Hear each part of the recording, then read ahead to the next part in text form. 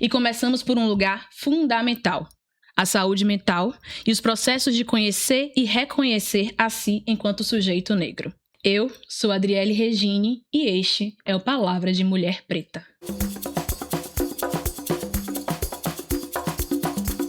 Palavra de Mulher Preta foi contemplado pelo edital Territórios Criativos ano 3, com recursos financeiros da Fundação Gregório de Matos, Secretaria Municipal de Cultura e Turismo, Prefeitura de Salvador e da Política Nacional Aldir Blanc de Fomento à Cultura, Ministério da Cultura, Governo Federal. Quase nada. Acho que é isso. Antes de começarmos a nossa conversa, vamos fazer uma breve audiodescrição.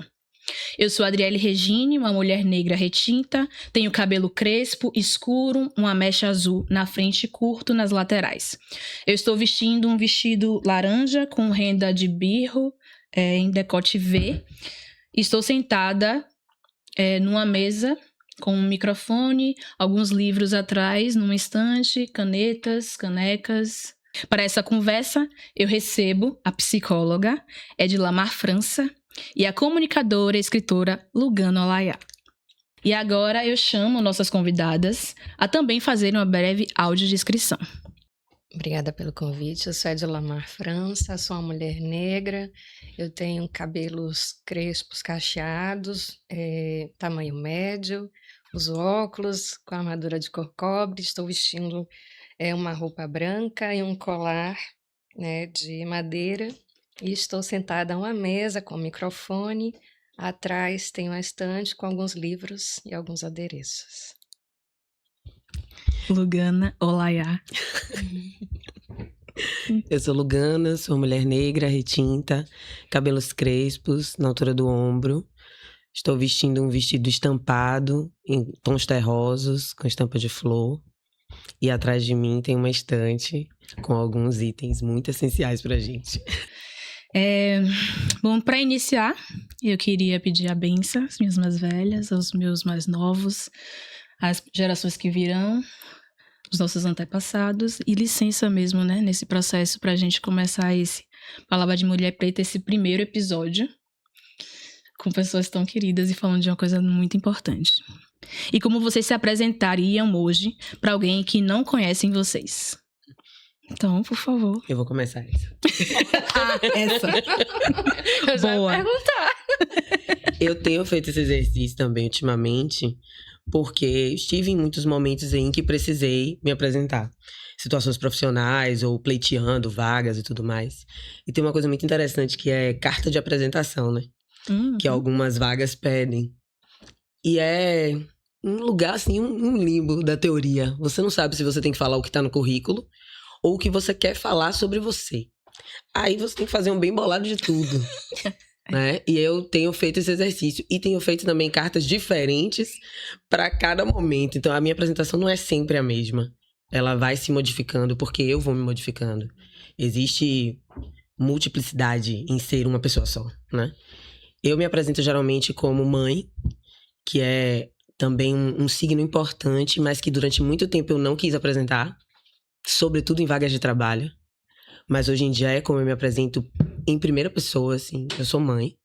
E isso precisa ser explicado, isso precisa ser definido. Isso é um marcador de mim. Não é só isso que eu sou. Mas isso é muito importante no meu ser. Então eu sou mãe, sou uma mulher negra, nordestina, que também vai dando outros recortes e contornos para essa existência. Falo muito sobre o fato de eu ser uma pessoa religiosa, espiritualizada, então eu me apresento assim. Sou uma mulher de axé, sou escritora, sou comunicadora, trabalho com projetos e tenho a intenção de, em todos os meus projetos, sejam eles de trabalho ou de vida, trabalhar pensando no coletivo, atuar pensando no coletivo. E isso perpassa tudo, perpassa a maternidade, perpassa a profissão, perpassa a religiosidade. É geralmente assim que eu tenho me apresentado, uma mulher negra, nordestina, de axé e mãe. Só um pouquinho. Só isso. Quase nada. Quase nada. Eu fico imaginando que daria um outro livro você escrever as cartas de apresentação. Olha aí uma ideia. Ó, Porque senão a ideia tá aí, ó, no mundo. babado. Não Seria pode. babado.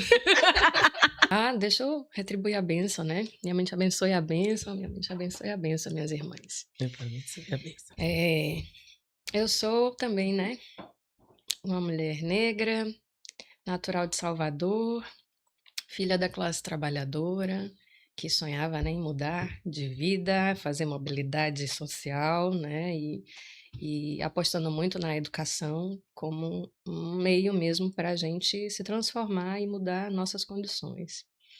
Também sou uma mulher de axé, que bom estar aqui compartilhando na mesa, né, com irmãs. E sou psicóloga. O teatro, na verdade, foi que me abriu o universo, né, para a filosofia e para a psicologia. Então, eu agradeço muito à escola pública, né, de onde eu vim, e pelo fato de eu ter tido a oportunidade de conhecer linguagens artísticas, por ter professores, né, que apostavam na educação pública, e me deu condições de poder escolher uma área que eu achava que seria impossível de eu atuar, né, por ser um nicho considerado muito elitista, né, que precisaria de muita leitura, dinheiro para comprar livro, essas coisas. Então, acho que é importante também demarcar esse ponto de quem eu sou, né, de onde eu vim, e porque eu considero importante que mais pessoas possam estar em espaços assim como o da psicologia, né? Nunca foi fácil, né? Mas essa é a nossa história, né? Acho que é isso. Eu amo que elas são todas modestas, né? Acho que é isso, só isso. Ok. E para começar essa conversa, trazendo um pensamento de Neuza Santos Souza, que diz: uma das formas de exercer autonomia é possuir um discurso sobre si mesmo. Discurso que se faz muito mais significativo quanto mais fundamentado no conhecimento concreto da realidade. Talvez escutar a si mesma seja o primeiro gesto da nossa existência. E aí a minha pergunta é: como vocês têm se escutado ultimamente? Nossa, é uma pergunta bem grande para ser respondida, né? Mas me parece que hoje me escutar tem a ver com poder reconhecer as minhas necessidades, né? E os meus desejos. E em meio a um mundo que diz o tempo inteiro o que você tem que fazer, que te influencia pelas redes, pelos espaços que a gente circula, às vezes é um pouco complexo a gente escutar a nossa própria voz em meio a tantas vozes que nos constituem e daquelas vozes também que a gente compartilha nas nossas relações cotidianas, né? Então, o tempo inteiro a gente está, de alguma forma, se distraindo com muitas ideias, com muitas teorias, né? E é importante que a gente tenha relação com todas elas, né? Porque isso nos ajuda também a gente ir se constituindo e se transformando. Mas em meio a tantas coisas que eu escuto, o que de fato essas coisas me ajudam a entender quais são as minhas necessidades e os desejos que para mim são caros para um processo de transformação, que é sempre contínuo, nunca acaba.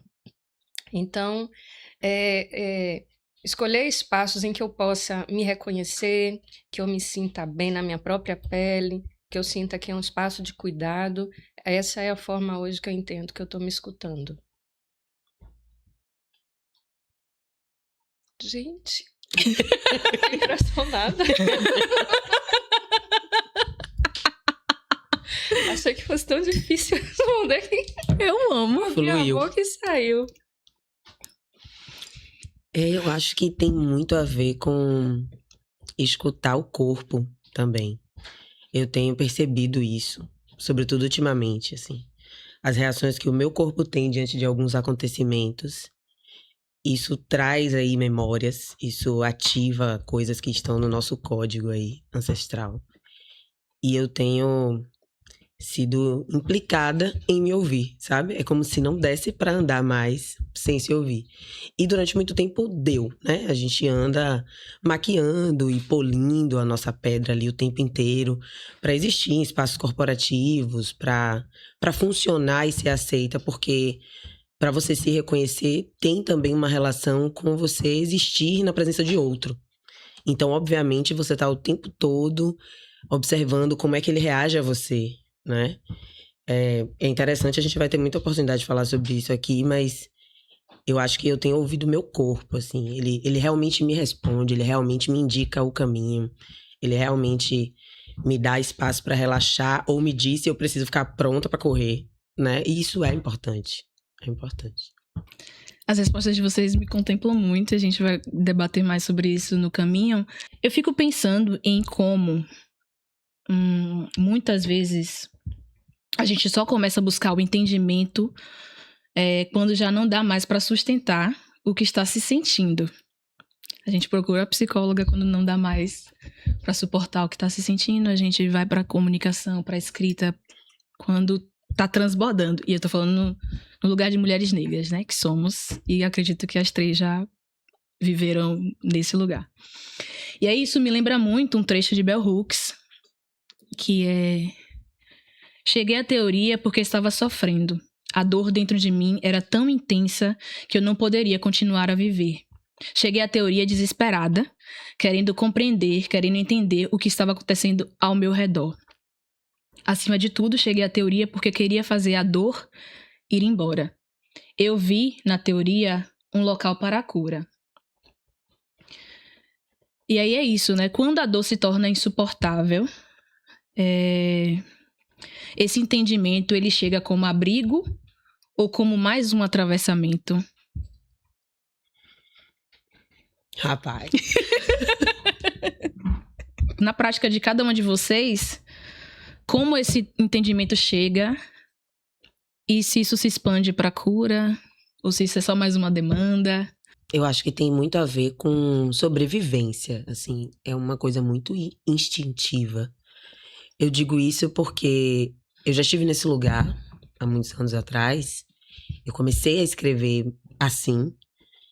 E depois, aquela escrita, revisitar ela, se tornou torturante, assim.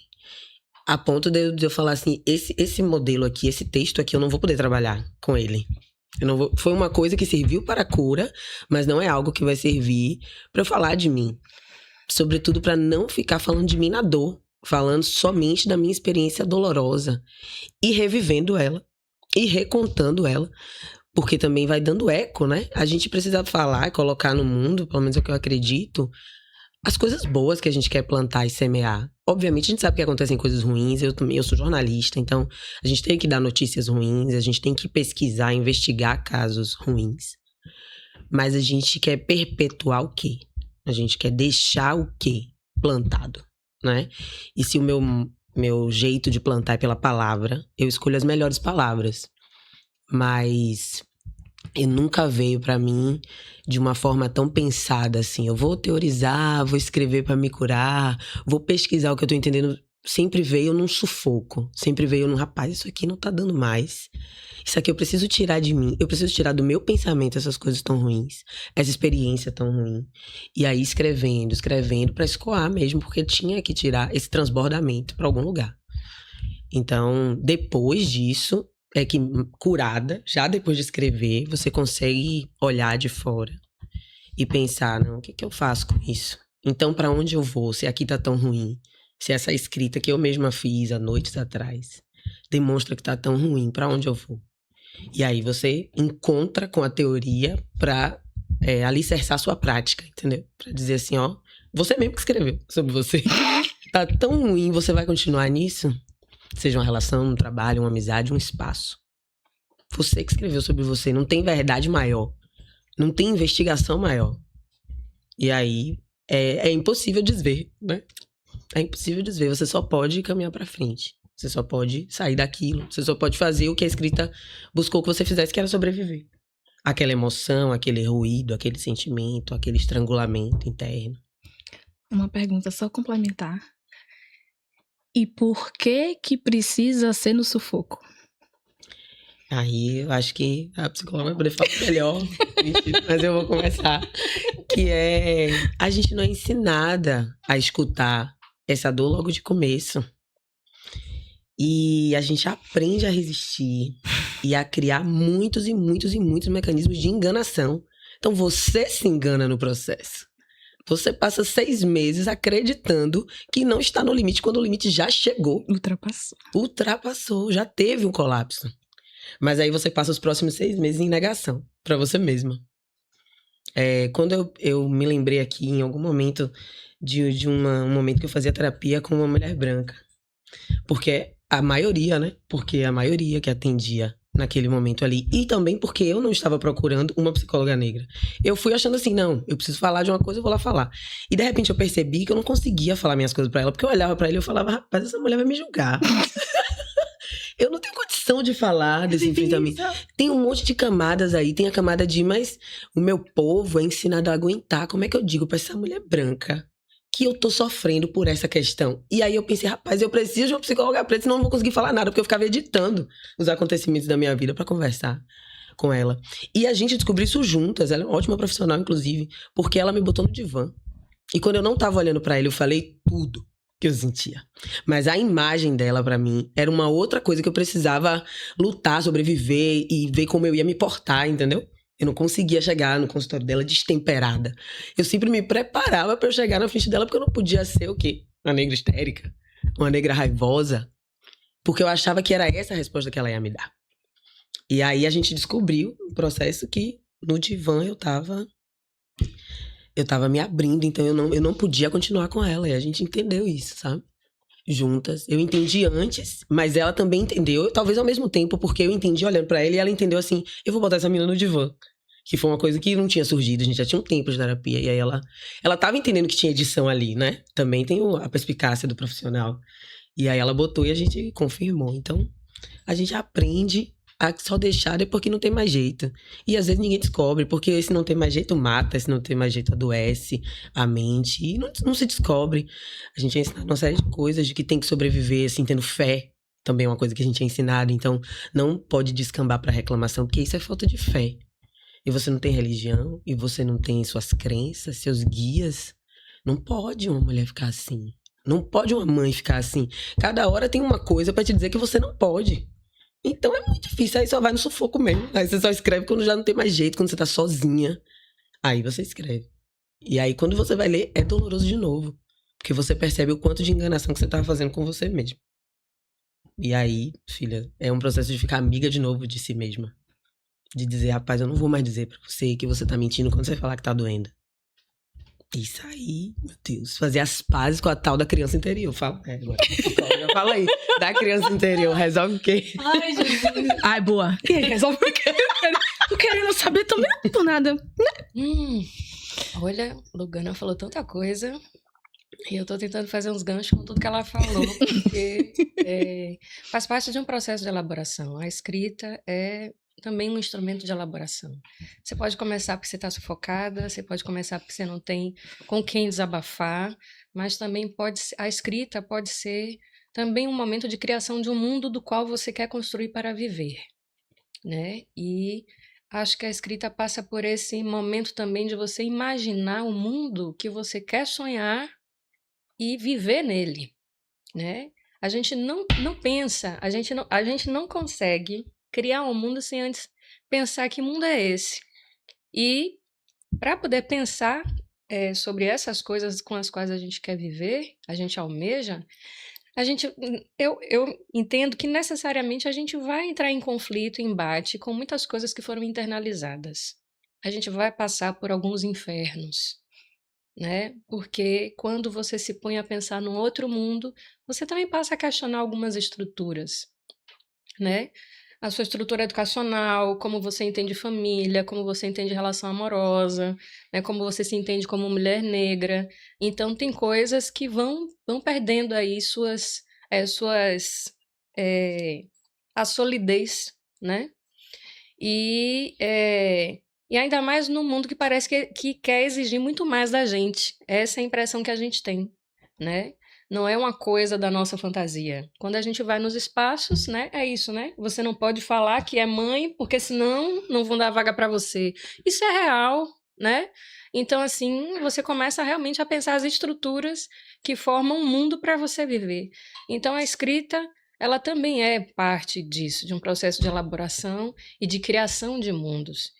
E também de reinserir, eu gosto muito da frase que a Eliane Marx falou uma vez, é uma escritora negra retinta do Rio Grande do Sul, né?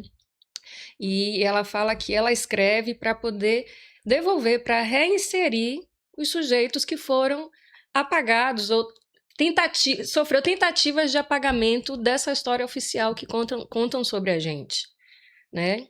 Então, é também a nossa reinserção no mundo a partir, né, desses processos criativos. A gente precisa criar a vida, né? E o processo de análise é mais esse movimento também pela oralidade, você também recontar a sua própria história.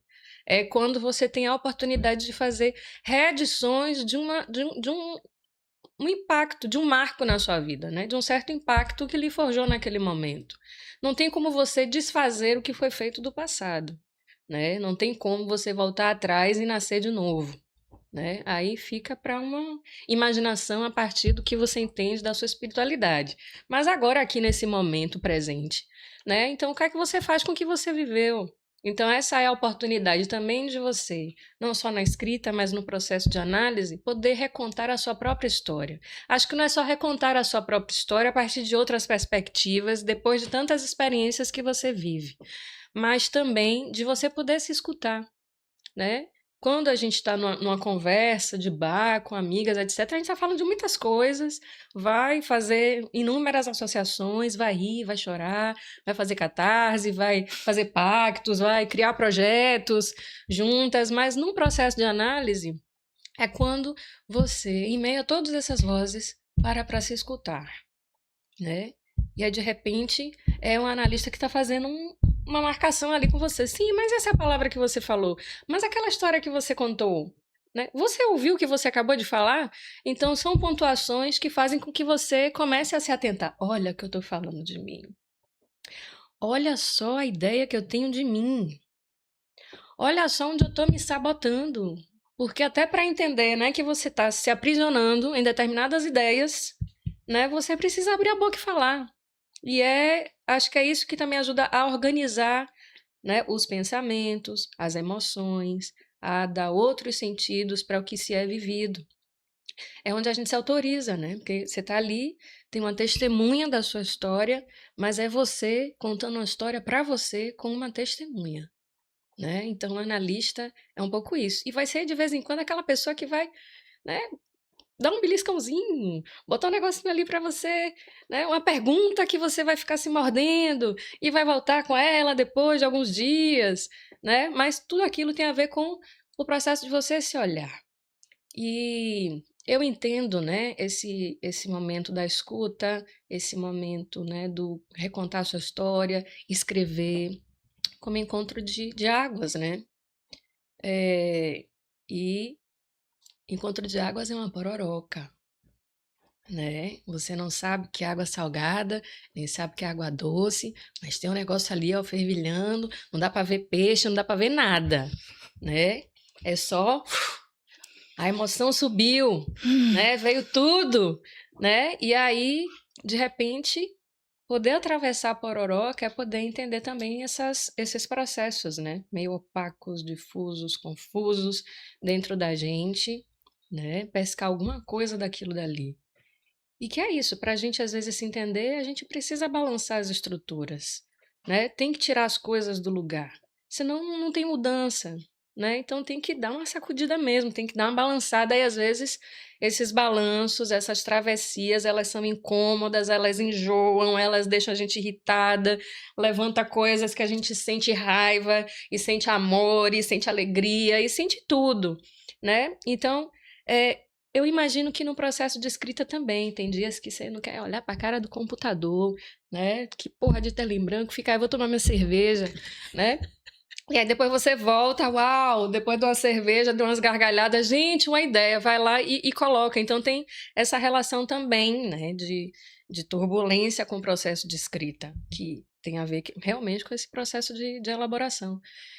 E eu vejo assim, né, que é preciso ter coragem para escrever, é preciso ter coragem para falar de si, tendo uma outra pessoa ali testemunhando, falando de coisas tão íntimas, segredos, né? Então é preciso ter coragem para se despir, né? E é o que a gente faz, né? Você é o que você veste, mas você também é o que você não está vestindo, né? E são nesses momentos que você também vai se reconhecendo de diferentes formas, com a estética que você adota para você, porque fala de sua história, do seu povo, do seu movimento na vida, mas quando você tá nua, né, você sabe quais são os pontos, né, que você acha bonito, que você não acha, que você, né, se sente mais à vontade para se movimentar ou fica mais... Então, são processos de desnudamentos e vestimentas também, né, que dizem muito de nós, de que a gente vai se fazendo no mundo, né? Eu tenho quase nada. Acho que é isso. Nesse projeto eu sou curadora junto com o Dália Fernandes, né? E a gente construindo isso, pensar esse primeiro ponto, né? Essa primeira chave de entender que a gente pode. E aí, logo na sua apresentação, você falou sobre a possibilidade de fazer psicologia.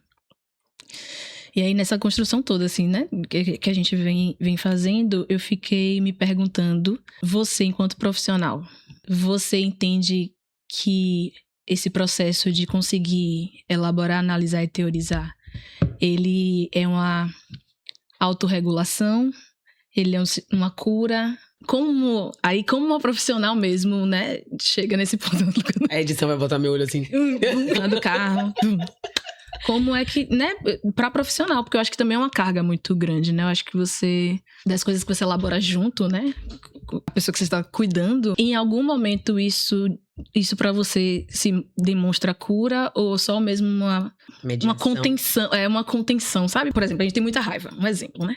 Eu contive minha raiva por muitos anos, assim. Então, tipo, minha terapeuta está tentando fazer com que, né, a gente aprende a lidar, a gente se autorregula ou a gente cura mesmo e chega num ponto de estabilidade, se é possível, nesse mundo em que as pessoas, né, estão guerreando de todos os lados. Mas, nesse lugar, curiosidade, né, tá fora do script. Eita. Tá fora do script. Mas eu tô achando ótimo também a gente sair do roteiro, né? O roteiro é uma forma da gente controlar as coisas. E essa é uma grandíssima ilusão, né? A gente achar que pode controlar tudo. A gente pode ter uma previsão, se preparar para alguma coisa, mas sempre vai ter alguma coisa que vai sair do roteiro. A raiva, ela é constitutiva do humano. Eu não gosto nem mais de falar tanto humano assim, porque eu penso muito no projeto de humanidade, e aí quando eu lembro de humanidade, aí me remete muito à ideia ocidental de humano, de ser humano, né? Então eu fico imaginando que esse projeto de civilização e humanidade deu muito errado. E aí, de repente, voltar a ser bicho possa ser uma salvação pra gente. Mas, assim, é uma ideia que tá muito verdinha e eu não sei se eu tenho também fôlego pra pesquisar tantas coisas que me interessam, né? Como diz a música, tenho pressa, tanta coisa me interessa, mas nada tanto assim. Mas o que eu posso te dizer? A raiva, ela nos constitui, é um sentimento importante, como todos os outros, né? E tem coisas que a gente só faz com raiva. Né? Agora, uma raiva bem canalizada, você pode produzir coisas muito interessantes. Por exemplo, você levanta todos os dias da sua cama porque tem uma agressividade, né? É verdade. Antes a gente precisava o quê? Como dizem, não gosto nem de me remeter a essa metáfora, né? Do tempo das cavernas, que os homens saíam para caçar para poder matar, né, um leão por dia para comer. Mas assim, o que fazia com que eles saíssem à caça era a agressividade. Não se mata um leão se não tiver agressividade. Hoje a gente não precisa matar, né, um leão por dia para comer, né? Às vezes é assim. Metaforicamente, né? Tem coisas que são piores do que um leão, né? Mas assim, é a agressividade que faz com que a gente levante da cama, saia para trabalhar, se organize. E você sente que tem uma necessidade ali, que é produzir as condições de vida que você tem, né? E é com agressividade, com raiva, que você consegue muitas vezes tomar decisões importantes na sua vida, né? Porque se a gente ficar com o sentimento, né, sempre de empatia, né, de cooperação, né? Então a coisa vai se estendendo, aí você nunca consegue dar um ponto final numa situação que precisa de resolução. Então às vezes é a raiva, você fala, chega, basta, aqui deu, eu preciso tomar uma decisão na minha vida em relação a isso. Pronto, tem que vir alguma coisa, né? E essa força vem também da agressividade. A raiva é esse componente da agressividade que é importante a gente ter. Agora, obviamente, que ela bem canalizada, a gente produz condições muito legais para se viver, né? Agora, quando ela está desenfreada, você não tem um objeto onde você direciona, você não sabe de onde vem a raiva, não sabe o que fazer da raiva, a raiva pode ser algo autodestrutivo e destruir também coisas ao seu redor, né? Então, quando você está num processo, né, de elaboração, você começa a entender de onde é que parte a sua raiva. Você está com raiva por quê? Né? O que é que te levou a ter esse sentimento? Né? Qual foi a situação? Quem foi a pessoa? Te lembrou, te remeteu ao quê? Então, você vai investigando o sentimento que você tem. Os sentimentos, eles são como essas luzezinhas, esses faróis, né, que vão te ajudando também a investigar coisas sobre você. Né? A gente não sente as coisas do nada, né? Então, os sentimentos também fazem parte. Eu costumo pensar assim, né? Não sei se tem alguma coisa na literatura que fale a respeito. A raiva é parte, né, de um sistema de autoproteção, né? Mas os outros sentimentos também, né? Então, eu acho que é importante, né, você poder entender como é que você sente a sua raiva e como é que você direciona ela ou não direciona. E isso faz uma grandíssima diferença, porque a gente precisa de economizar energia. A gente já vive num mundo que suga demais a nossa energia. Né? Se você bobear na fila do pão, né, no caixa de supermercado, pum, a coisa explode. Você, né, topa com uma pessoa estranha, esquisita, já lhe diz uma coisa. Ainda mais a gente, né, com esse corpite no mundo. Né? Então, se a gente não economiza as nossas energias, elas vão sendo drenadas. Né? Então, assim, bom, eu posso organizar minha raiva aqui, eu posso organizar meus sentimentos, né? Minha alegria, meu amor, né? E eu acho que, em parte, a minha escolha, né, por ser psicóloga, também acho que tem a ver com isso.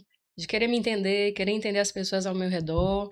Né? Em alguns momentos eu achava que tinha umas pessoas na minha família que era muito maluca, né? E eu me sentia, às vezes, um peixinho fora d'água. Eu falei, meu Deus do céu, não é possível que eu nasci nessa família. Né? Então eu acho que eu sou assim, né? Uma coisa de outro mundo, um ET. Ao mesmo tempo que eu sentia identificação e amor pelas pessoas, né? Então, assim, vem tudo num combo só. Mas tem aquela parte que você não entende muito bem assim, mas pelo amor de Deus, né? Por que isso está acontecendo outra vez? Então, eu acho que o teatro fez, assim, me deu um atalho. O teatro foi um atalho para chegar na psicologia. Né? Estudando como montar meu personagem para poder fazer aquela apresentação de final de oficina. Aí eu me meti que nem uma doida nos livros lá de psicologia para entender de personalidade. Comecei a gostar. Falei, meu Deus, que mundo! Eu não sabia que existia isso. Só que aí nessas buscas eu não tinha computador, não tinha internet, então a gente ficava perguntando para uma pessoa, para outra, para professora, o que é isso, psicologia e tal. Então você vai ouvindo coisas, cuida de maluco. Você não pode fazer isso não, porque não vai dar dinheiro para você. É coisa para gente que pode pagar. É só rico que faz terapia. Então você vai ouvindo umas coisas, né, nada a ver. E acho que com uma certa razão também, né? Porque a psicologia, ela se constituiu, pelo menos aqui no Brasil, né, a partir, né, de um campo bastante elitizado, a burguesia, né, quem tinha acesso a esse serviço tão essencial que é da saúde mental. E é muito recente na história da psicologia a gente trazer a discussão sobre direitos humanos, né, sobre diferenças, sobre gênero, raça, classe. Então, é uma coisa muito recente no campo, né? E aí a gente tem que agradecer quem meteu o pé na porta, quem se arriscou, quem se expôs, né, para poder dizer, não, isso aqui é um serviço essencial, a gente também tem que abrir, né, essa porta da psicologia para outras pessoas, né? E, assim, até eu entender mesmo e bancar o desejo, né, de estudar para poder fazer a graduação, foi um conflito. Falei, meu Deus, mas eu não tenho dinheiro para montar um consultório, mas eu não sei ler, esses caras são muito doidos, como é que eu vou entender Freud? Eu tive muitas crises no meu processo formativo, porque mesmo que na minha família eu tivesse acesso a alguns livros, era enciclopédia, né, aquela coleção de enciclopédia, né? E, assim, pouquíssimos livros, assim, que pudessem atender algumas necessidades de uma jovem negra nesse mundo cheio de tantas coisas. Então, quando eu entrei, foi um grandíssimo impacto, né? Eu também, assim, ao mesmo tempo que eu tive uma formação muito boa na escola pública, eu tive também alguns anos iniciais de escolarização deficitária, e isso impacta também na forma como a gente recebe determinados conteúdos. Isso quer dizer que isso me impossibilitou de desenvolver depois? Não. Né? Inteligência, cognição, são processos diferentes. Eu não tive acesso. A partir do momento que eu tenho acesso, eu vou trabalhando isso e pronto. Isso não me limitou, né? Mas topar com essas leituras foi assustador, né? Ler livros filosóficos, né? Textos que as pessoas chamam de densos e complexos, coisas que mexem com você, né? Eu falei, porra, é assim e eu me eduquei dessa forma e minha família... Né? E quando você entra em psicopatologia, então você acha que tem todas as doenças, e aí como é que é? Você acha que é a doença, né? O caso perfeito dos seus professores, até diferenciar, né, sintoma, o que é cada patologia, que tem coisas que todo mundo tem, não necessariamente você é uma pessoa... Então, o curso revolve muitas questões, né? E teve determinados momentos que eu pensei em sair. Eu falei, vou ficar louca, não quero saber mais dessa porra, não. Vou fazer outra coisa na vida, né? E aí, acho que conversando com as pessoas, com professores, me interessando cada vez mais. Então, assim, na medida que me assustava, eu tinha mais curiosidade e interesse em fazer. Então, acho que ter essa coragem também de enfrentar o meu próprio medo foi importante para eu passar por muitas fases no curso. E teve realmente um momento, é isso aí que você falou, né? Que chega assim, quando você tá lá no pico, no sufoco, não aguenta mais de tanto sofrimento, de tanto questionamento, de tanta teoria que te atravessa. E aí você fala, vou enlouquecer, não vou terminar esse curso, não consigo fazer mais nada, né? E aí é o momento de procurar terapeuta, né? E é isso, vamos falar dessas coisas todas. E não dá para ser psicóloga se você não passa pelo processo de ser terapeutizada. Não tem como, né, você entender determinados processos se você não passa por aqueles processos, né? Como é que eu vou entender as dificuldades de uma pessoa falar de si num divã, né? Falar de determinadas coisas, né, que embargam a voz, que faz a lágrima cair, que faz você ficar tão petrificada diante de outra pessoa que você não fala mais nada e sai apenas do consultório achando que não vai falar mais nada. Então, assim, é preciso viver todas essas coisas, né? Todas essas problemáticas, né? Para quando você estiver escutando outra pessoa, entender também a humanidade dela, né? Porque não que você vá viver as mesmas coisas que ela no processo terapêutico, mas a sua humanidade se conecta com a humanidade dela, com as limitações delas em determinados momentos, né? E os avanços também. Então, eu me mobilizo, né? Eu me mobilizo com as histórias que eu escuto. Para mim, cada pessoa é um livro, é um mundo, né? E se eu não sinto essa relação, né, na transferência, né, de que a gente ali vai se conhecer e vai ser muito bom, e mesmo que em determinados momentos a gente fique ali numa tensão, né? Mas eu sei que vai ter um momento que outra coisa vai surgir dali, eu acabo encaminhando, sabe? Acho que... Mas é algo também que é uma outra história, né? Particular de profissional. Mas o que eu quero dizer, eu preciso me encantar pelo que vem. Eu preciso me sentir afetada. Nem que aquilo me deixe sem dormir, sabe? Então, assim, me afetou, pronto, é aqui. Para mim, esse é o sinal. Eu preciso me sentir afetada pelo que eu estou escutando. Sempre. E eu choro, eu dou risada. Eu sou o tipo de pessoa que, assim, é um analista que vai sentir junto com você, né? Em alguns momentos eu vou segurar minha onda ali, porque, né, vou ter que fazer aquele abraço, aquele apoio. Mas tem momento que eu vou desabar junto, eu vou chorar também. Eu vou rir também. E eu vou vibrar junto também, né? E eu adoro quando chega a parte de vibrar junto. Porque é um trabalho da porra, entendeu? A pessoa sair lá da situação dela. É verdade esse bilhete. Então, assim, eu quero também participar do momento da celebração. Por favor. Por favor. Então, eu vibro. Isso aí, ó. Tá dando certo, né? Esse é o resultado. Eu vibro com os resultados. Ai, gente. Não sou analista de resultado, não, mas eu vibro com os resultados. Afetada. Ai, que bom. Vamos lá. A gente falou aqui sobre o que não vira palavra, sobre o que fica no corpo, mas tem também um momento em que falar deixa de ser escolha e passa a ser necessidade. E aí um trecho de Audre Lorde, né, que diz assim... Audre, minha amiga Audre. Minha amiga Audre. E eu queria trazer um trecho de Audre Lorde, que diz assim: eu ia morrer, mais cedo ou mais tarde, tendo ou não me manifestado. Meus silêncios não me protegeram, seu silêncio não vai proteger você. Mas a cada palavra verdadeira dita, a cada tentativa que fiz de falar as verdades das quais ainda estou em busca, tive contato com outras mulheres enquanto analisávamos as palavras adequadas a um mundo no qual todas nós acreditávamos, superando nossas diferenças. E foi a preocupação e o cuidado dessas mulheres que me deram força e me permitiram esmiuçar aspectos essenciais da vida.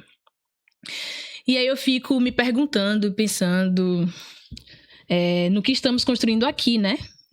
Em todo lugar, na carreira de vocês, na vida de cada um de vocês. E me perguntando o que muda quando a gente fala e encontra outras mulheres no caminho. Né? Eu aqui falando e encontrando vocês. E quais são esses efeitos, né? Nos nossos corpos, nas nossas vivências. Quando a gente silencia e quando a gente deixa de silenciar. Tiriri. Cri, cri, cri. Eu acho que o silêncio, ele é um grande algoz, assim, muitas vezes, porque ele te diz o tempo inteiro que você tá sozinha. E a grande mudança quando você fala é que alguém fala assim, meu Deus, eu sinto a mesma coisa. Você pode encontrar uma pessoa que sinta a mesma coisa. Mas você só vai saber se você falar. Enquanto você não fala, o seu silêncio grita pra você que isso é loucura. Que você tá sozinha, que você não vai sair dessa. Que você não vai conseguir elaborar outra coisa. Que isso não é nem permitido de você sentir. São tantas coisas que esse silêncio conta. E a gente só descobre algo diferente se a gente conversar com alguém. E esse alguém pode ser terapeuta, pode ser amigo, vem de muitas formas. E às vezes é uma pessoa na fila do banco, uma conversa aleatória que você tem na rua, um pessoal desse assim, que passa encruzilhada e fala com a gente, qualquer coisa. Um Uber aleatório. Um pessoal, tantas coisas, mas precisa ser falando. Porque se você entrar no Uber e ficar só pensando tristeza e chorando, às vezes ele interage com você, mas se você não falar, não devolver... Aí não tem essa coisa da interlocução. E quando é que você nunca falou nada e o Uber já fala pra você quando você entra no carro, fica difícil. Eles são esses enviados. Ele podia estar encruzilhado também. Esse mesmo pessoal enviado, eles vêm de várias formas. Okay, não é? Vem. Faz total sentido. E isso também faz parte da gente ir reconhecendo que o nosso modo não é o modo que tem aí dito. Pra gente, as coisas acontecem diferente. E quando eu digo pra gente, eu tô falando de mulheres pretas. Eu tô falando de quem trabalha a ancestralidade. Então não é pelas vias, né, ocidentais e reconhecidas em estatuto que é assim que conversa, que é assim que fala, que é só daí que tem que vir a sua intenção, sua percepção, sua confiança. Porque quem é que te dá confiança para passar numa rua escura que você tem que passar? É intangível, né? Eu não preciso dizer, todos nós aqui sabemos que existe esse ser, ou essa força, ou essa entidade que te dá uma confiança interna. E isso não tá explicado, não tá dito em lugar nenhum. Na verdade, a gente tem na nossa vida, né, muito medo de passar em ruas assim, por conta de pessoas de carne e osso que podem nos encontrar e fazer outras coisas. Mas às vezes existe algo que nos encoraja. E isso é intangível. Assim como toda essa escuta e esse acolhimento que vai vir de quando você abrir a boca para de fato falar. Isso acontece de muitas formas também, porque quando você rompe um silêncio, e talvez aqui nesse episódio eu fale muito sobre trabalho, porque é o que tá muito latente na minha vida, né? Mas quando você rompe com situações de abuso no trabalho, por exemplo, obviamente vai acontecer ali uma força contrária de um monte de gente dizendo que não é isso, que você tá inventando. Mas também virão respostas que não foram pensadas nem calculadas, mas que vão vir. Que é você sair e encontrar um outro trabalho. Porque enquanto você tá ali no silêncio e no sofrer daquele trabalho, você acha que é só aquilo que tem, que é só essa opção, que eu não posso sair, que eu vou ficar sem comida, como é que sustenta, como é que eu acordo amanhã, como é que eu olho pra cara das pessoas que eu conheço e digo, gente, eu pedi demissão. Você não quer dizer isso. E aí você não quer fazer isso. Você quer ficar com isso internamente, enfrentando sempre no silêncio, enfrentando as adversidades, porque é isso que a gente aprende. E isso também a gente não aprende através da palavra. Foi através do olhar, né? Do exemplo, né? Então, e que é assim, nossos pais são uma camada muito superficial desse iceberg, né? Quando isso começou? Quando é que começou? Que a gente nunca podia parar de trabalhar. Todo mundo sabe quando começou. A gente não sabe quando é que isso vai terminar. Quando é que a gente vai descansar sem culpa? Quando é? Entende? E você só descobre nessa conversa. Nessa conversa, quando você falava aqui sobre a raiva mover muitas coisas e que podem ser coisas positivas, eu vou falar aqui uma coisa que eu nunca falei, mas eu nem sei se é bom, porque escrevo livros infantis. Mas assim, eu escrevi na raiva. Ainda. As 3 histórias infantis que eu escrevi, elas vieram de processo de raiva no trabalho que eu estava no momento. Não foi agora, recentemente, mas sempre você tem raiva no trabalho, né? Porque a forma do capitalismo lidar com mulheres pretas no ambiente corporativo, ela vai te enraivecendo. Sempre. E aí, numas noites dessas, sem dormir, de muita insônia, que também é sempre um atravessamento, porque a mente não desacelera, porque você fica tentando pensar em como sobreviver, como é que vai ser amanhã, e se antecipar o que pode ser de crítica naquele trabalho, ou se preparar para fazer tudo da melhor forma. Numa noite dessas, eu escrevi algumas dessas histórias, em algumas noites dessas. Histórias infantis e histórias que contam um mundo que eu quero viver nele. E a gente só chama de fantasia porque pra gente é muito distante, né? Mas podia ser só sonho, podia ser só projeto. Mas tem que chamar de fantasia, porque a gente não vive isso ainda. E o meu primeiro livro publicado, ele tem uma história de respeitar a tradição, mas poder pensar diferente. E isso é super importante, com apoio. Não é, se você não quer fazer o que a gente tá mandando você fazer, então não conte comigo. Que isso rola também pra gente. Então, são muitos limites que vão sendo colocados aí ao longo do nosso caminho. E o silêncio também é um limite, porque enquanto você cala, você é controlada, né? Você vai acreditar ali nos seus próprios demônios e não tem interlocução. Mas alguém precisou falar com alguém há muito tempo, quando nossos antepassados eram escravizados, para combinar alguma coisa. Para combinar uma rota de fuga. E é exatamente isso que a conversa faz hoje.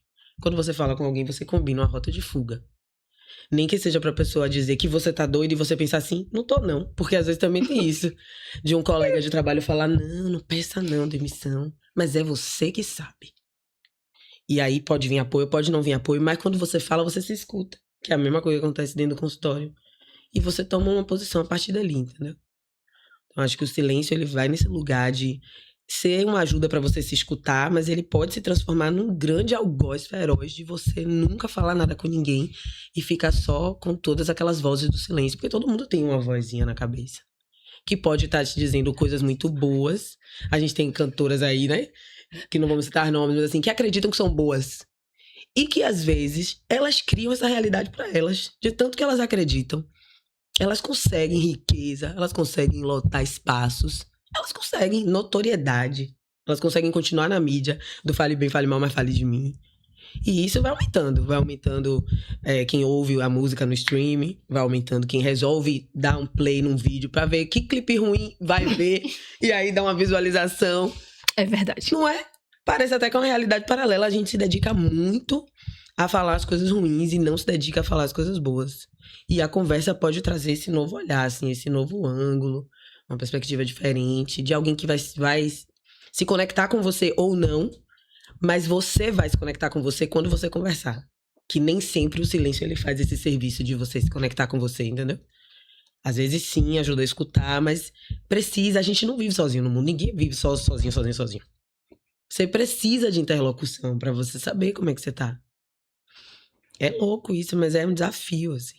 Um dos exercícios que eu nunca consegui fazer, que uma terapeuta já passou pra mim, era esse de ficar me olhando no espelho. E dizendo coisas boas. E dizendo o que é que eu achava bonito no meu corpo. Nunca consegui fazer esse exercício. Já escrevi sobre isso em inúmeros textos. Não publicados, mas assim, não consegui. É o exercício da terapia que eu não consegui fazer. Que é um exercício de total cuidado e acolhimento com você. Como é que você não consegue ficar se olhando e dizer coisas boas sobre sua fisionomia, sobre seu corpo, coisa que você goste? É muito emblemático isso pra mim. Ao mesmo tempo que eu sou uma pessoa que consigo olhar outras pessoas e elogiar e achar bonito. Inclusive convencê-las de que estão belas. Quando pessoas, né, amigas que chegam até você que falam, não tô bem, esse cabelo não tá bonito, nananana, meu corpo é assim, meu corpo é assado. Você consegue realmente ver beleza, não é mentira. Mas você consegue ver no outro, não consegue ver em você. Como é que faz? Como é que explica isso? Não sei como é que explica, não. Ela que vai dizer aqui. Tudo que eu não souber explicar, ela que vai Ou dizer. não.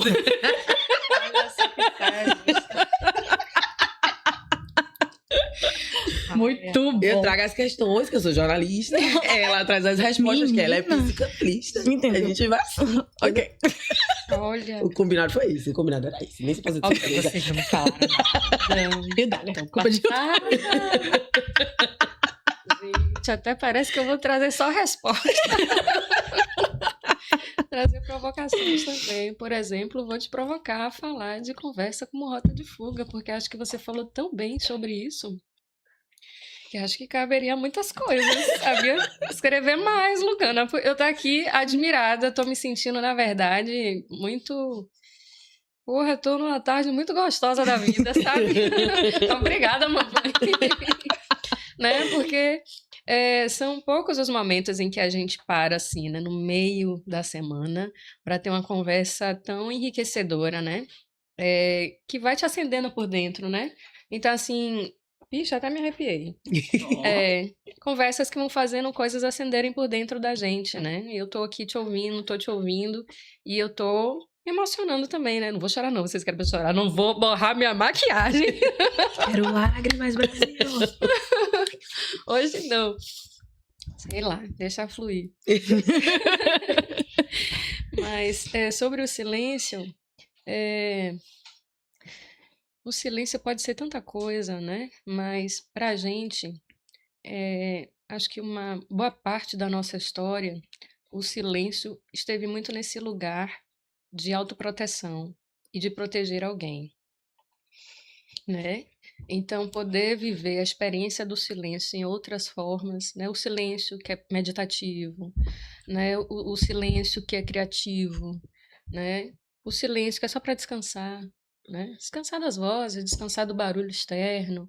Então, essas outras experiências, né, de silêncio são quase inexistentes assim para a gente, né? Justamente pelas atribulações, né, que Sim. são colocadas para as pessoas negras já quando elas nascem de partida. E isso é muito violento.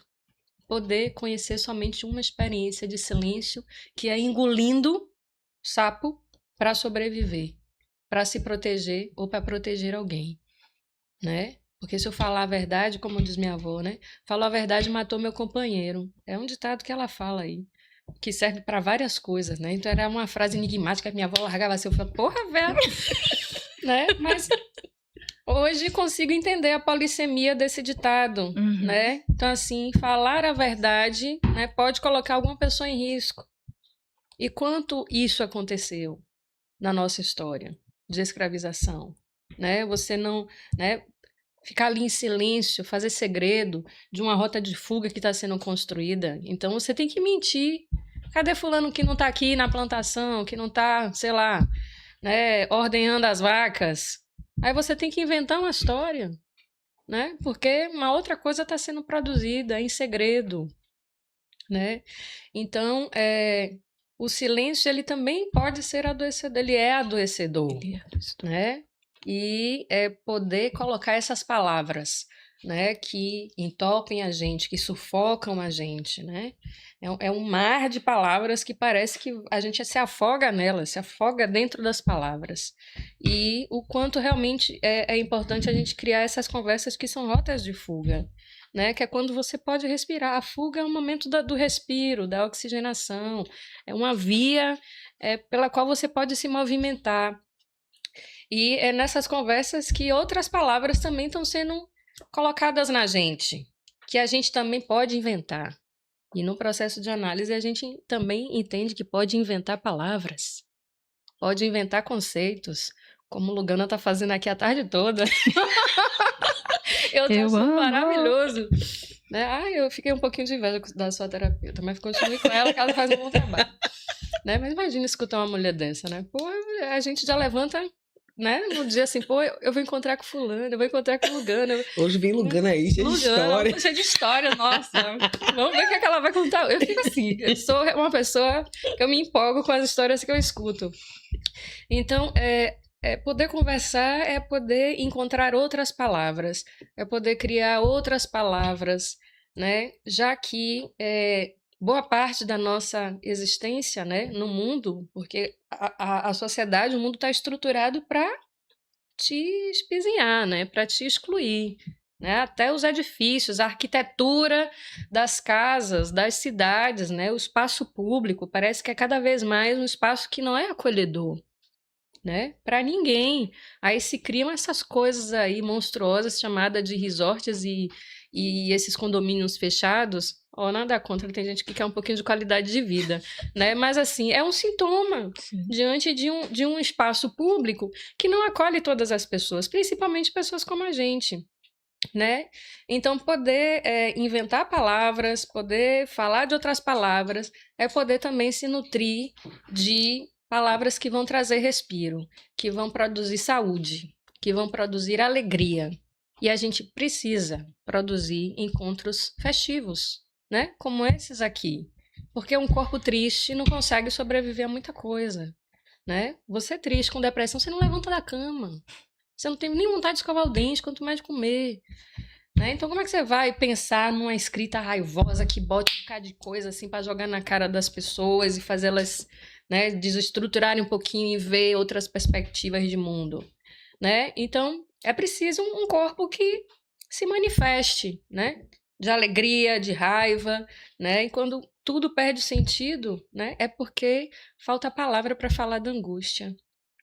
Porque a tristeza tomou demais, né, espaço. A tristeza tem seu lugar também de elaboração, mas quando ela toma espaço demais, né, aí é complicado, né?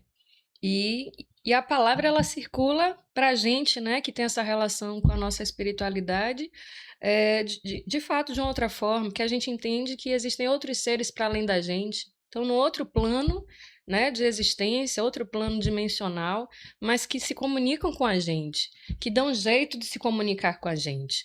Né? Então é na rua mesmo, uma pessoa, um cara que está dirigindo o Uber, né, que fala uma coisa para você, você já se remete, pô, eu ouvi isso aqui, saiu no jogo, né, pô, meu santo falou isso. Então, assim, você vai fazendo associações livres com tudo que lhe atravessa também a partir da espiritualidade, e isso tem um sentido pra gente.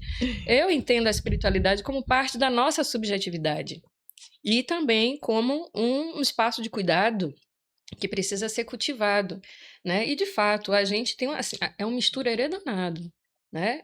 A gente é constituído por matrizes europeias, africanas e indígenas. E, por muito tempo, as matrizes africanas e indígenas foram silenciadas. Então, a gente precisou berrar, gritar, para poder recuperar algo nosso que também faz com que a gente veja a vida de outras formas, perceba a vida de outras formas, né? E o professor Muniz Sodré, ele tem um termo chamado semiocídio, né, que eu acho que faz todo sentido do sofrimento vivido, né, pelas pessoas de África que vieram sequestradas e escravizadas para fundar uma outra civilização aqui. A gente criou outra coisa, né, mas passou por um semiocídio, né? Você chega aqui é rebatizado, né? Você ganha outro nome que não tem nada a ver com a sua existência, porque lá o seu nome tinha um significado importante para a sua comunidade, para a sua história de vida, seu destino, seu Odu, né? E aqui você é desligado disso, isso já dá um negócio na sua cabeça. Já pensou, eu saio daqui com meu nome é Adilamar, chego lá na França, me chamo de qualquer outro nome, falo, oi? Né? Pelo amor de Deus, meu nome é esse, né? Eu tenho uma história. Então, isso aconteceu, né? De você não conseguir falar sua própria língua, sua língua materna, né? Então, de uma forma violenta, você tem que aprender o idioma de quem está te embrutecendo, te violentando para sobreviver. Não cultuar, né, a sua espiritualidade e ter problemas para criar o senso de comunidade que você tinha. Então, isso tudo é semiocídio, a relação com sua espiritualidade, que é algo fundamental, né, para os povos de África, essa relação com seus deuses, né, com o panteão de deuses que a gente tem, né? Então, a gente se consulta com o nosso santo, né? O nosso santo passa a ser a lei, né? Então, assim, quando eu chego no terreiro, só quero conhecer, só quero me cuidar. Mas não, minha filha, você vai ter que se iniciar. O seu santo que está dizendo o quê?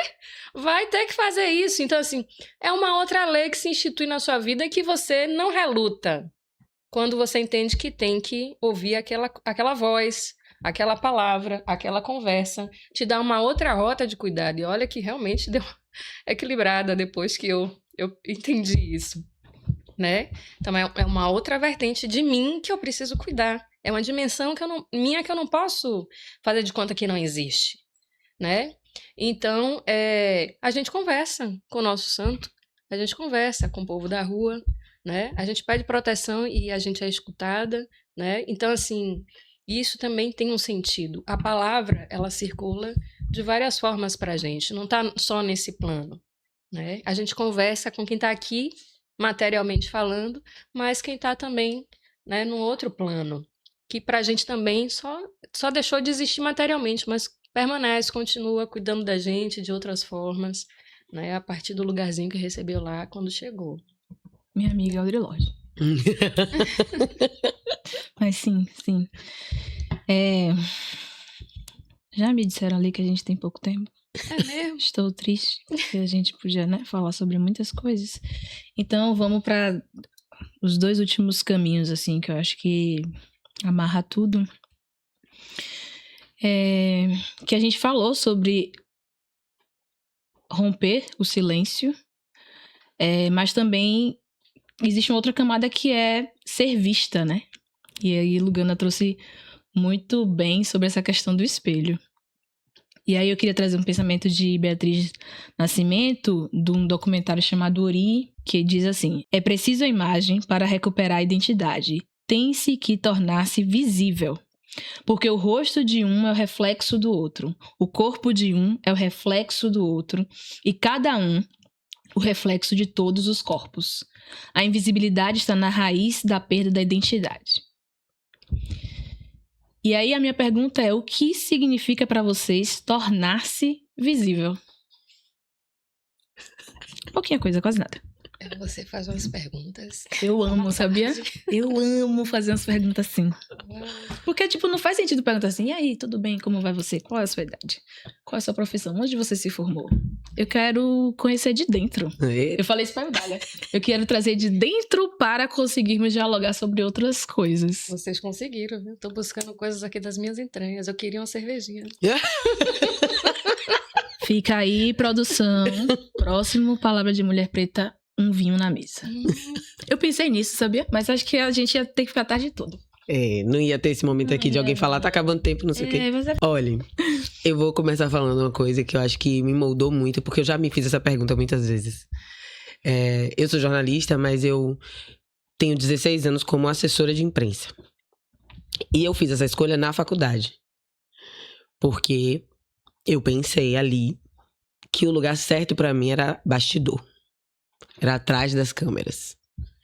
Isso foi o pensamento que norteou a minha caminhada profissional, mesmo. E aí, me especializei, aprendi tudo, fiz curso de férias, terminou a faculdade, fiz MBA, é isso.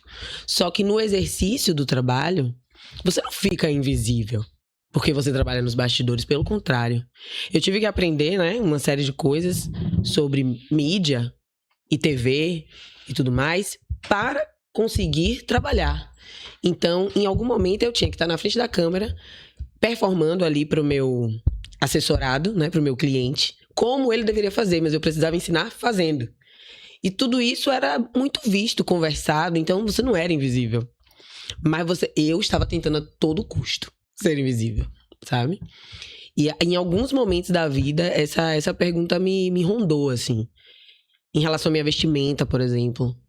De sempre gostar das coisas muito coloridas e sempre achar depois que eu tava chamando atenção demais. Então eu deveria usar uma roupa neutra. De sempre ter sido uma pessoa grande, né? A partir do momento que fui crescendo, volumosa e tal. E ficar usando roupas para disfarçar isso. Né? Então uma calça cargo é melhor, que não marca muito a silhueta do quadril. Mas esse é o meu quadril. E se eu não quiser usar uma calça cargo, como é que faz? Não faz, né? Você tem que ficar sempre tentando de algum jeito se enquadrar, ficar invisível, ficar de algum modo que tira algo da sua identidade. Porque não era no lugar de eu tinha vergonha de falar na frente da câmera, ou eu não consigo falar em público. Não é isso. Era do lugar de o meu espaço tem que ser atrás. Eu preciso estar nos bastidores, eu trabalho invisível, ninguém precisa me ver, ninguém precisa me conhecer. E isso demora muito pra você se confrontar com essa verdade que você vai reforçando pra você mesma muitas vezes, né? Demora muito pra você conseguir assumir qualquer coisa sobre si, porque você contou essa verdade aí pra você. Verdade. E em tese você não mentiria pra você, né? Então a gente se apega nessas coisas que é nada mais é do que uma crença limitante. E aí tem coisas no decorrer do caminho que não tem ninguém que possa fazer por você. Que não tem princesa no cavalo branco pra te salvar. Você tem que salvar você mesmo. Então, você vai ter que defender ali o seu propósito. Aí você quer escrever um livro, tem dinheiro? Não. Então você quer o quê? Financiamento coletivo. Então você vai ter que falar com as pessoas que você precisa disso. Aí você escreveu. Alguém sabe que você escreveu? Não. Então você tem que contar pra alguém que você escreveu. Você tem que tentar que uma editora reconheça essa história. Lance essa história pro mundo. E quando lançar, você vai ter que falar sobre ela. Então a vida vai te encaminhando ali pra um lugar de precisa se enxergar. É você que precisa se enxergar. Pra depois os outros poderem conhecer você. Mas nada disso é fácil. Nada disso é nem fácil nem rápido. Mas com certeza tem a metáfora da água, assim, de que isso vai fluir. Quando você aceitar quem você é, as coisas vão fluir. E aí vai ter os intempéries aí da natureza, das adversidades da vida, mas vai fluir. Porque é o que você nasceu pra ser. Porque é o que é, entendeu? Porque se você conseguiu, pelo menos são as respostas que eu me dei, né? Se eu conseguir produzir coisas tão bonitas a partir da raiva, a partir do momento que eu tava tão infeliz, é porque é isso que eu nasci pra fazer. Eu consigo fazer isso sob as piores condições. Mentais, inclusive. De saúde emocional, inclusive. E de acreditar que aquilo ia dar alguma coisa. Porque é você fazer assim, não tem. Eu só tô fazendo. Eu inventei aqui, eu vou fazendo aqui. Eu não sei se depois vai ter, se alguém vai querer. Aí depois que lança, se alguém vai comprar, gente. Aí eu disse que ia fazer o lançamento. Eu fiquei lá. E alguém vai vir pra esse negócio aqui? Eu cheguei cedo e fiquei, gente, por que tanta cadeira? Ninguém vai vir. Era a sensação, era a minha sensação. Então você fica assim até os 45 do segundo tempo, até a prorrogação, falando em verdades pra você e tentando... É o que você vai falar? É pra falar, gente, assim, ó. Eu tava. Para, menina. Eu tava. Falei assim, e aí, amiga, beleza, vamos lançar o livro, beleza. Quase um ano depois ela faz um evento de lançamento. Entendeu? Então você... Me dê aí esse livro, por favor. Vou fazer o merchan aqui.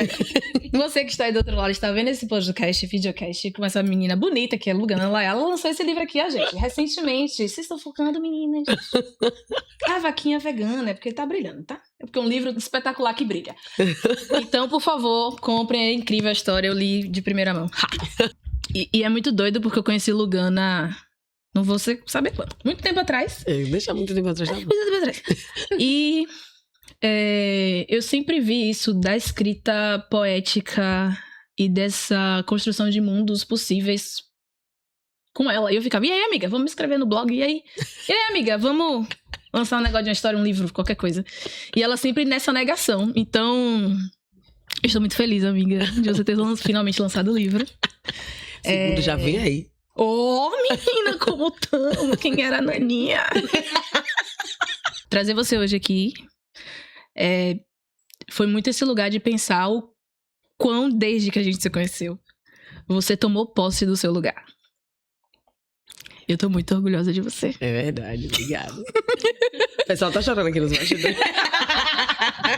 Falei que eu queria lágrimas.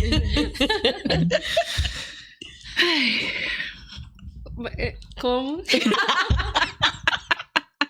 Ai, Lugana, você falou tantas coisas realmente assim que a gente sente, né, como mulher e também como mulher preta, né? Acho que isso precisa ser marcado, quanto às vezes é difícil a gente romper com alguns aprisionamentos, né? E ideias que nos acorrentam, né? Então, isso da gente ter um certo medo, né, de ter visibilidade, de aparecer, né, de se expor, a mim me parece que é um comportamento aprendido e transmitido intergeracionalmente, né? Então a gente estava sempre o quê? Escondida, né? Mal arrumada, no quarto dos fundos, né? Era a pessoa que passava pela cena e rapidamente saía, né? Tava sempre nos bastidores, né? Não que os bastidores também não sejam interessantes, mas assim, se a gente for entender, né, como é que é a história, né, dessa nação, sobre que ela se constituiu, né, a gente vai recuperando essas cenas do cotidiano, de como é que foi o processo, né, de uma sociedade construída numa política escravocrata, né, e colonizante. Então, essas coisas elas não vão sumir da noite para o dia. A gente precisou quebrar muitas coisas, transformar muitas coisas, mas a gente ainda tem alguns vícios, né? Que estão na linguagem, estão no comportamento, estão na forma dos gestos, de como a gente se relaciona, como a gente se comunica com palavras ou não, né? Então, a gente vai entendendo, né? Qual é o nosso lugar socialmente, né? Construído para a gente ficar.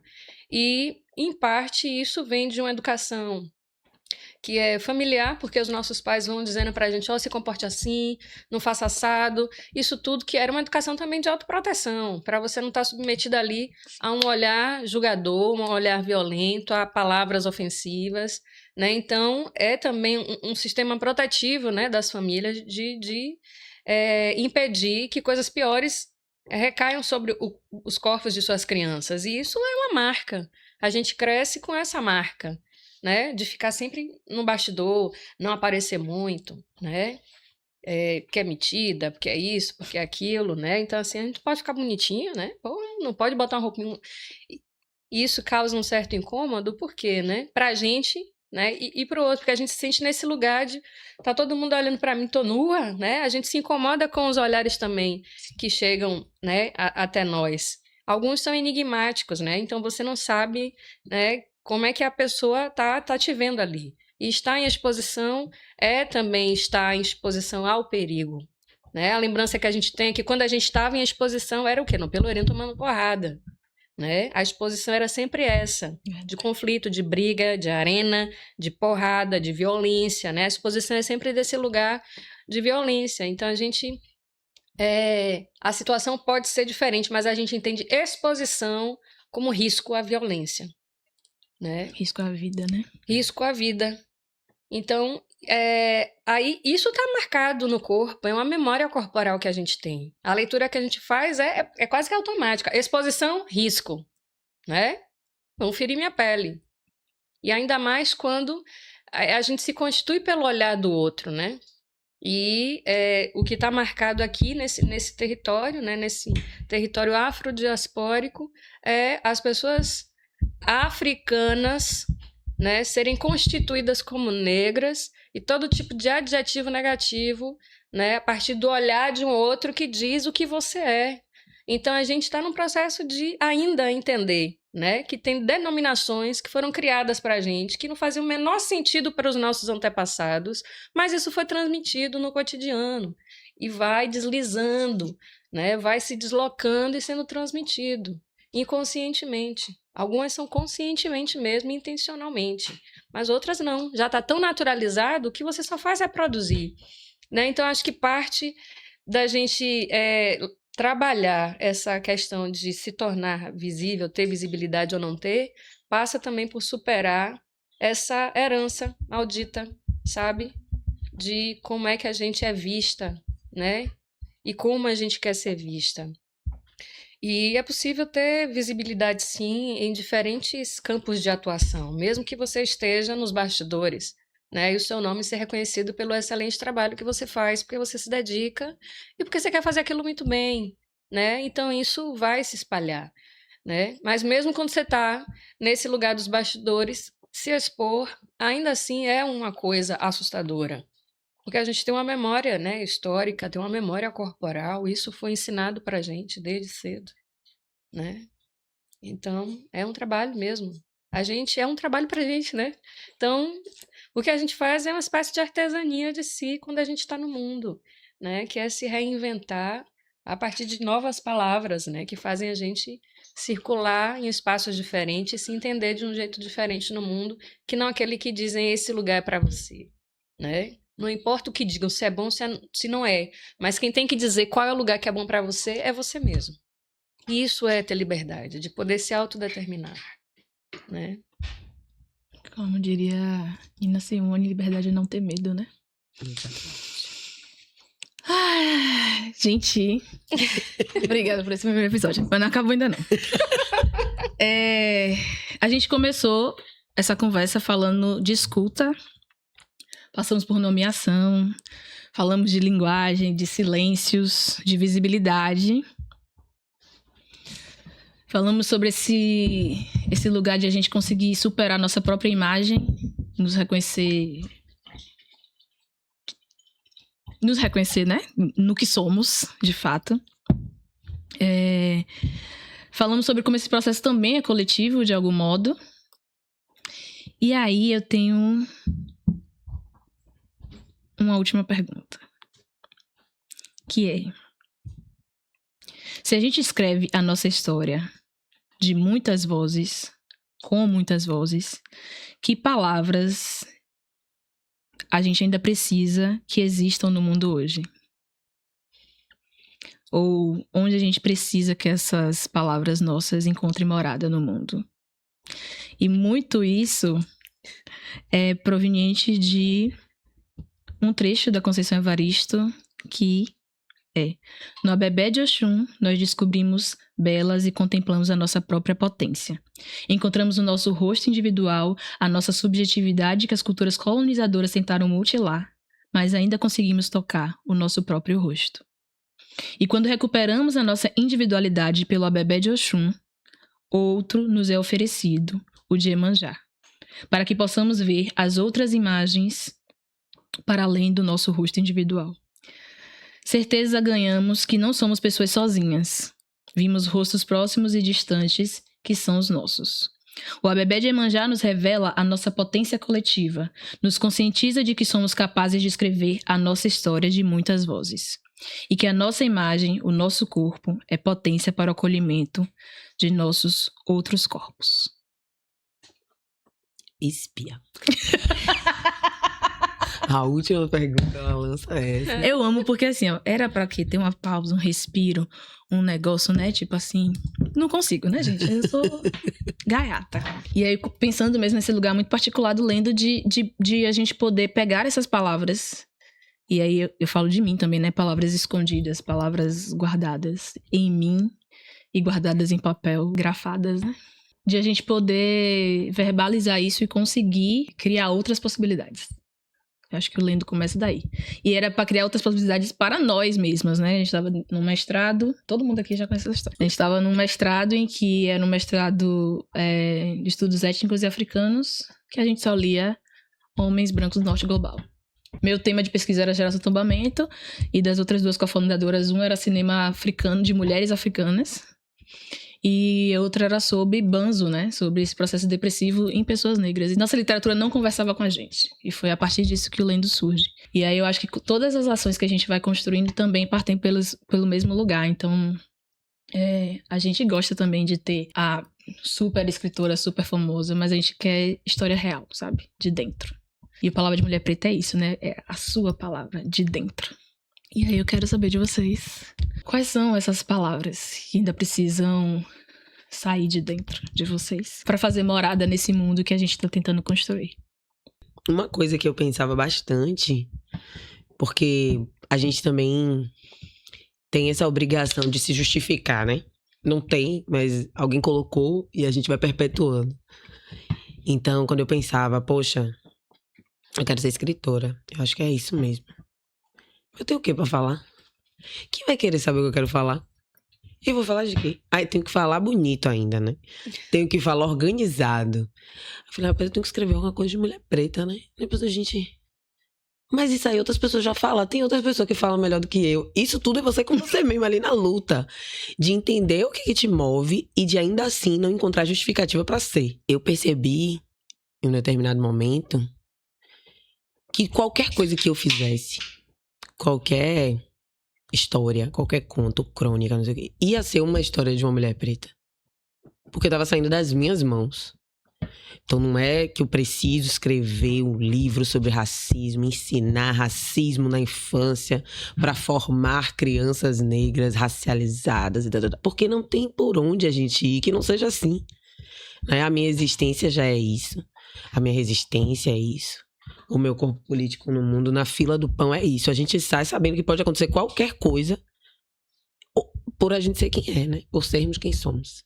Pela cor da pele, pelo tipo do cabelo, se você tá foveiro ou não, se não passou o hidratante no cotovelo ou não, que a mãe fala, tem que passar antes de sair, não pode sair cinza. Como se isso fosse proteger a gente de alguma coisa. Mas são vários subterfúgios que a gente vai criando na vida, né? E aí eu percebi que eu tenho essas palavras que eu quero cultivar, né, no mundo. E sonho é uma delas, porque o sonho não tá colocado pra gente. Sonhar grande, sonhar bonito, sonhar por si só. Um sonho simples que seja. Mas isso não tá, porque a gente vive no tangível, no palpável, no pagar pra comer, na sobrevivência. Então, sonho eu acho que é preciso. Possibilidade que sai do sonho, né, e torna real.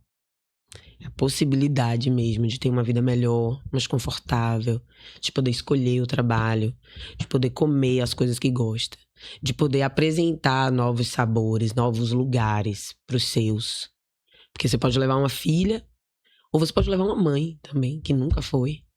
Mas você precisa ter a possibilidade de sustentar o sonho. Então, eu fui muito movida por essas duas palavras, para ir e dando solidez para essa Lugana de hoje, que senta, que fala sobre um livro, que fala com diferentes editoras sobre diferentes livros, que defende a sua história, a sua trajetória, a sua criação ali, mas nunca deixou de ser um desafio. Nunca foi assim, não, no improviso, eu cheguei lá e tava tudo muito de boa. Não. Você vai pensando, olha, lembra que você quer o sonho, lembra que você quer a possibilidade, lembra que você precisa defender a si mesma, lembra que você quer que sua filha possa fazer isso quando ela estiver respondendo por si, né? Que agora eu tô fazendo por ela, que eu sou responsável por ela. Mas eu quero que ela possa fazer, eu quero que ela possa falar e que não pareça que ela tá sendo ousada demais em falar. Eu não quero que todas as atitudes que eu tome sejam lidas como ousadia, sabe? Mas isso é um exercício, porque a gente é muito ousado em dizer qualquer coisa. Porque o certo era ficar calado. E isso demora, eu não sei qual é a geração que não vai ser impactada por isso. Porque é um projeto, né?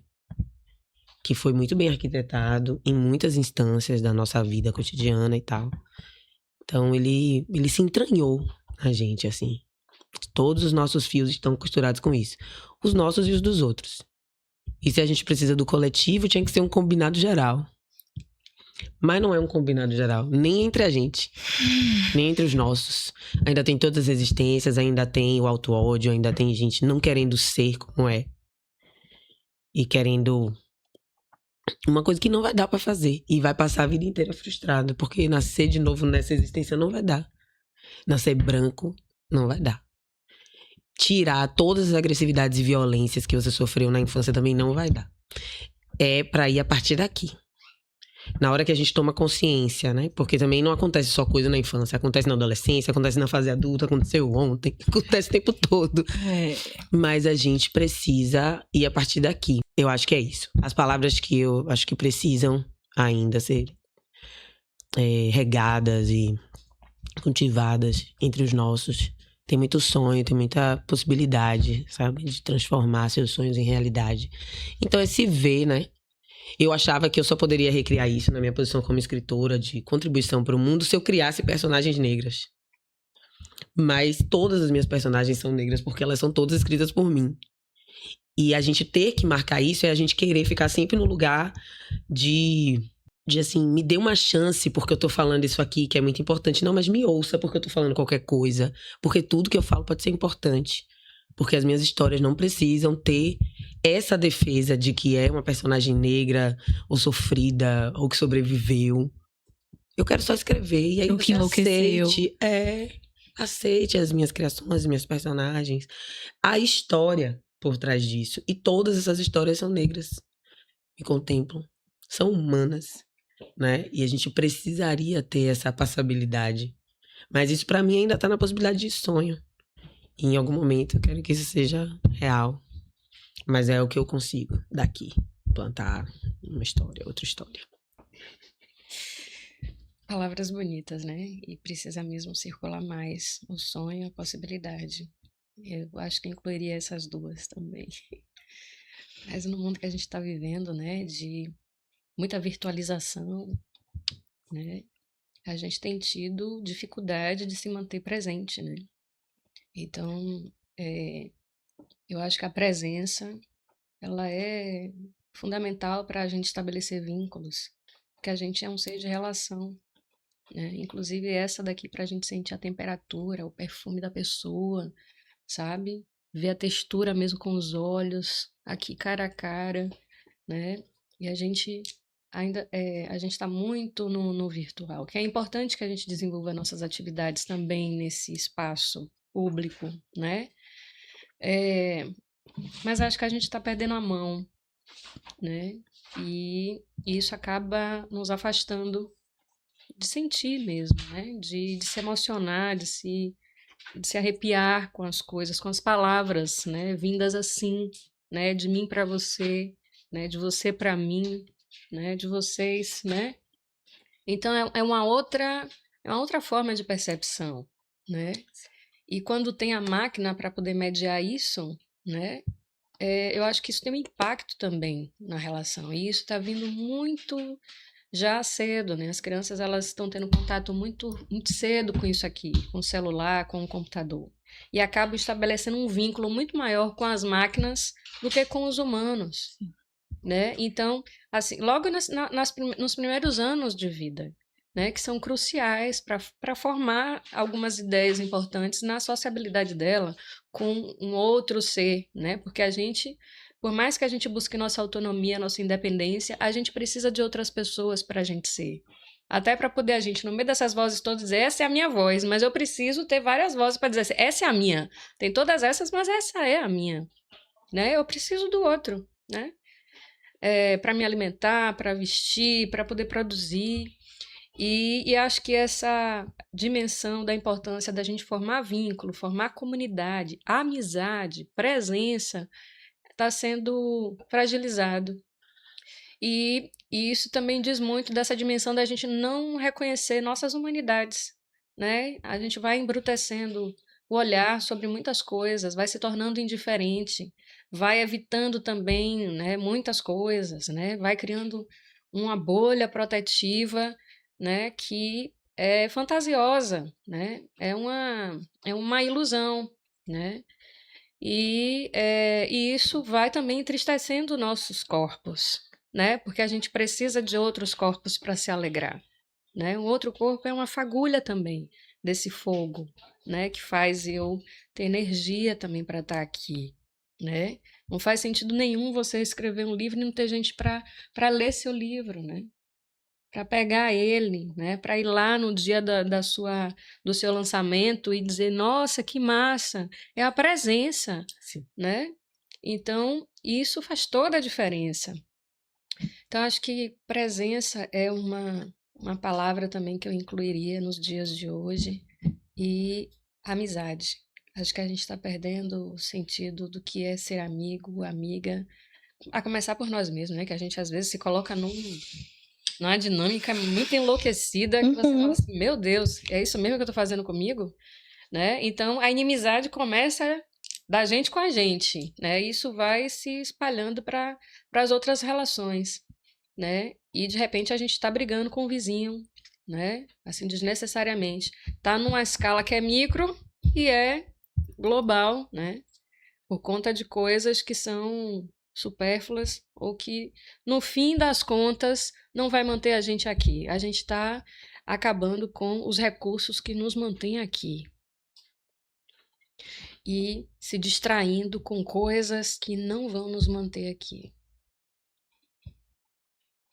Né? Eu acho que o planeta ele vai continuar. Talvez a gente é que não esteja mais aqui. Às vezes eu tenho essas ideias assim, sabe, de fim do mundo, né? Por conta das coisas que a gente vai escutando. Mas assim, eu não perco as minhas esperanças em dias melhores, né? Senão a gente não estaria aqui. A gente é o sonho dos nossos ancestrais, dos nossos antepassados, né? Então, não posso perder isso de vista, por mais que a realidade, nesse momento, seja algo difícil de enxergar, de ver, né, de lidar. Então, acho que sonhar, ter possibilidades, presença e amizade tá precisando circular mais entre nós. Minha gente, eu vou aguentar. Queria agradecer a presença das duas. Acho que foi muito linda a nossa gira. Foi muito linda a nossa Obrigada gira. pelo convite. Obrigada por vocês. Acho que foi uma casadinha perfeita. Eu super gostei. Quero que a gente possa trocar mais vezes. Eu acho que isso é um espaço seguro e possível. E a gente tá aqui construindo tecnologias, né? Sim. De futuro. Então, muito obrigada. Obrigada também pelo convite. Obrigada pela presença. Prazer. Pode se abraçar no meu. Eu tava aqui presa. Sem querer me mexer na cadeira. Encerrando, se a palavra nos atravessa, é porque seguimos vivas. Nos escutando, nos dizendo e juntas, escrevendo o mundo.